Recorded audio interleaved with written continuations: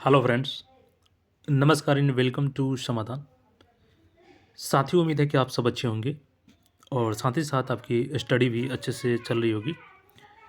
साथियों, सचिवालय सहायक सहायक प्रशाखा पदाधिकारी यानी एएसओ बनने के लिए आपके पास एक अंतिम मौका है और अभी भी समय है, आप आवेदन कर सकते हैं। पूरी प्रक्रिया को समझेंगे। जैसे कि आपको बता दूं कि बिहार विधानसभा सचिवालय सहायक की भर्ती आई थी और उसमें क्या हुआ कि बाद में वैकेंसी भी इंक्रीज किया गया, जिसमें पदों की संख्या 79 हो चुकी है। और देखिए, इसमें कई सारे कन्फ्यूजन हैं अभ्यर्थियों के बीच में, क्योंकि कमेंट से पता चलता है। और देखिए, कई ऐसे अभ्यर्थी कमेंट करते हैं जो कि छात्रों को कन्फ्यूज करने का काम करते हैं। उनको कई बार क्लैरिफिकेशन देने के बाद भी वो एक ही गलत कमेंट को करते हैं, जिससे कई अभ्यर्थियों का फॉर्म प्रभावित हो सकता है। तो इन सारे चीज़ों को जानेंगे। दूसरी चीज़, परीक्षा बहुत जल्द इसकी होने जा रही है। कब परीक्षा होगी, सारी चीज़ को हम लोग जानेंगे और काफ़ी कम समय में आपको अच्छे से तैयारी कर लेना है, क्योंकि देखिए CGL 4 वैकेंसी आएगी, उससे पहले इसमें आप सहायक प्रशाखा पदाधिकारी बन जाएंगे और अपनी जॉब पे भी ज्वाइनिंग भी कर लेंगे। तो आइए पूरी अपडेट को यहाँ पे देखिएगा। अब जैसा कि देखिएगा, तो यहाँ पे हम लोग आ चुके हैं बिहार विधानसभा सचिवालय के ऑफिशियल वेबसाइट पे और यहाँ पे कई सारे एप्लीकेशंस ओपन हो चुके हैं फॉर्म भरने के लिए। और इसका देखिएगा तो लास्ट तिथि बहुत नज़दीक है, 13 तक यहाँ पे लास्ट डेट है। अगर आप लास्ट डेट के चक्कर में रहेंगे तो फिर यहाँ पे आपका जो फॉर्म है वो नहीं भरा पाएगा। यहाँ पे 13 तक आपका रजिस्ट्रेशन अप्लाई करने का डेट है और पेमेंट आप लोग 15 तक कर सकते हैं। देखिए, इसमें एक पद है सचिवालय सहायक का, असिस्टेंट सेक्शन ऑफिसर का। और इसमें देखिएगा, ये यहाँ पे नोटिफिकेशन डाउनलोड करने का ऑप्शन है। अगर इस नोटिफिकेशन को डाउनलोड करते हैं तो देखिए कहाँ पे छात्र कन्फ्यूज हो रहे हैं। अब देखिए, यहाँ से जैसे ही आप एप्लीकेशन डाउनलोड करते हैं तो यहाँ से आपका जो नोटिफिकेशन डाउनलोड होता है वो पूर्व वाला नोटिफिकेशन ही डाला गया है। और यहाँ पे क्या है, जनरल स्टेटस 0 है। ऐसे में जो सामान्य अभ्यर्थी हैं उन साथियों का फॉर्म कन्फ्यूजन में बहुत से लोग फॉर्म नहीं भर पाए हैं। और मैं कमेंट भी देखता हूँ, कई कमेंट आते हैं कि सर क्या जनरल में एक भी सीट नहीं है, जबकि जनरल में यहाँ पे 43 सीट दिया गया है। आइए मैं आपको दिखाता हूँ कि इसके लिए अगेन आप आइएगा इसी वेबसाइट पे, तो आपको फर्स्ट में ही लिंक मिल जाएगा। देखिएगा, important notice for all advertisements, यानी सारे एडवर्टीजमेंट को न्यू तरीके से इसमें अटैच कर दिया गया है। और यहाँ पे क्लिक कीजिएगा। आइए उस नोटिस को दिखाते हैं एएसओ का। अब देखिए, यहाँ से एएसओ का हमने न्यू नोटिफिकेशन को ओपन कर लिया है। इसमें पदों की संख्या कितनी हो गई है, 50 से बढ़ करके 79। ठीक है। और जनरल के यहाँ पे 0 था, अब कितना हो गया है, तो 43। EWS का देखिएगा तो यहाँ पे 8 हो गया है। अनुसूचित जाति का 7 हो गया है। अत्यंत पिछड़ा वर्ग का 12 है, पिछड़ा वर्ग का 7 है और पिछड़ा वर्ग की महिला का 2 है। तो यहाँ से जनरल अभ्यर्थी कन्फ्यूजन में फॉर्म नहीं भर पा रहे हैं। और एक कैंडिडेट का मैं बता दूँ आपको, ऐसे ऐसे कैंडिडेट कमेंट करके छात्रों को कन्फ्यूज कर देते हैं। वो खुद तो अपने भविष्य को गर्त में ले आते हैं, दूसरों को भी कन्फ्यूज करने का काम करते हैं।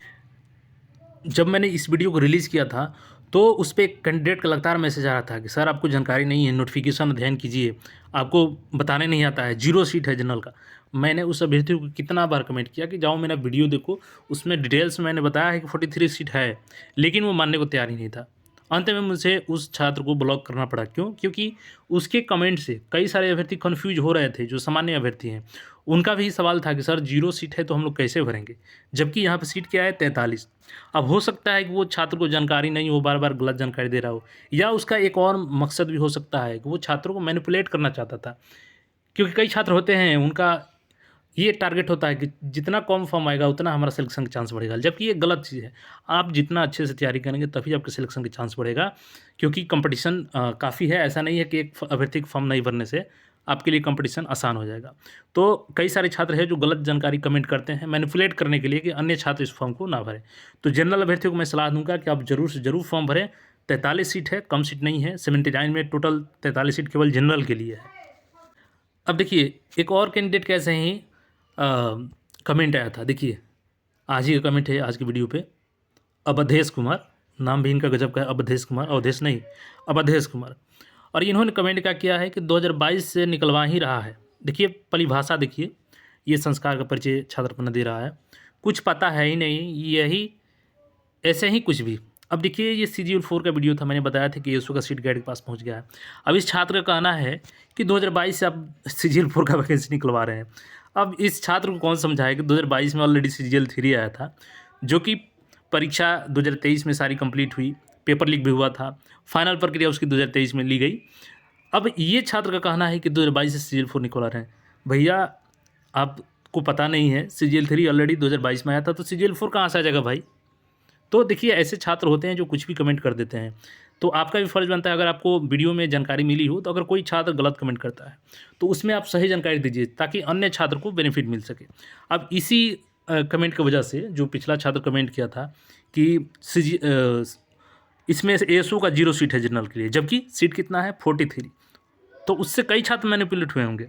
तो जितने भी जनरल छात्र हैं उनके बीच में शेयर कीजिएगा, 43 सीट है, आप लोग फॉर्म को जरूर भरिएगा। अब देखिए यहाँ पे हम लोग एग्ज़ाम डेट की भी बात करेंगे, और देखिए आपके पास काफ़ी कम समय है फॉर्म भरने के लिए। देखिए आज 11 तारीख हो गया, और ऐसे में आपके पास आज का समय है, कल का समय है और परसों का समय है। 13 तक आप लोग फॉर्म अप्लाई कर पाएंगे। हालांकि पेमेंट 15 तक कर सकते हैं, लेकिन आपने BPSC का हाल देखा ना, चाहे वो गलती आपकी तरफ से हो या आयोग की तरफ से हो, लेकिन भुगतना किसी को पड़ता है? छात्रों को, क्योंकि इसके 80,000 से 85,000 अभ्यर्थी भुक्तभोगी हैं BPSC में।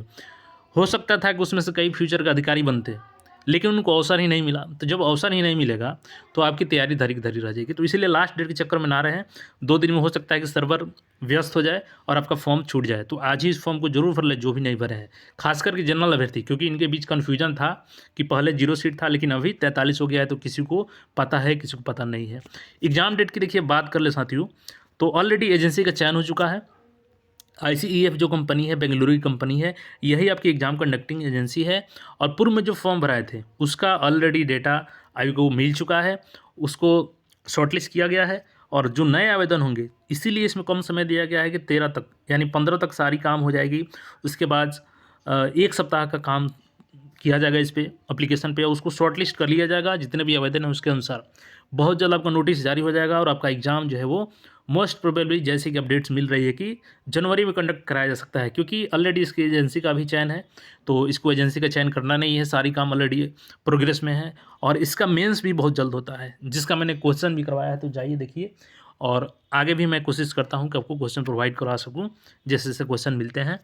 और सिलेबस इसका मैंने ऑलरेडी आपको बताया ही है। इसकी जो प्रारंभिक परीक्षा है वो OMR शीट पे ली जाएगी। और इसमें देखिएगा तो 100 प्रश्न आपसे पूछे जाएंगे, और इसमें आपको 2 घंटे का समय मिलेगा। और 100 प्रश्न के लिए 400 अंक मिलेंगे, यानी एक सही के लिए 4 अंक, और गलत करते हैं तो 1 अंक काटा जाएगा। 1/4 यहाँ पर निगेटिव है, ठीक है। और देखिएगा तो सिलेबस इसका है कि आपका सामान्य अध्ययन का प्रश्नों की संख्या 40 होगी, सामान्य विज्ञान और गणित के 30 होगी, मानसिक जाँच एवं तार्किक विचार का प्रश्नों की संख्या 30 होगी। 100 प्रश्न आपको सॉल्व करना है प्रीलिम्स में। और इसका क्वेश्चन मैंने ऑलरेडी करवाया है, तो जाइए, नहीं देखें तो देख लीजिए। PDF भी टेलीग्राम पर अवेलेबल है, ज्वाइन हो जाइए और वहाँ से अपने तैयारी को एक नई दाव दीजिए। और कोई क्वेरी हो तो कमेंट कीजिए, और हाँ, फॉर्म को आज ही ज़रूर सबमिट कर लीजिए जो लोग नहीं किए हैं। बाकी अपडेट्स के लिए चैनल से जुड़े रहें। धन्यवाद।